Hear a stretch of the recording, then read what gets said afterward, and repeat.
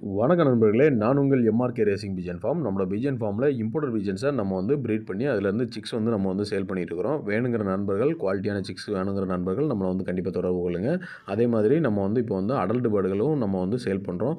எல்லாமே நம்மளுக்காக ஸ்டாக் பேர்டில் நிப்பாட்டி வச்சிருந்த பேர்டு வேணுங்கிறவங்க கண்டிப்பாக நம்மளை வந்து காண்டாக்ட் பண்ணுங்கள். இப்போ நீங்கள் பார்த்துட்டு இருக்கிறது கேனிபல் அப்படிங்கிற ஒரு லெஜெண்டரி லைனு. இந்த லைனில் ஷார்ட்டில் ரொம்ப ஸ்பீடாக பண்ணக்கூடிய ஒரு லைனேஜ்.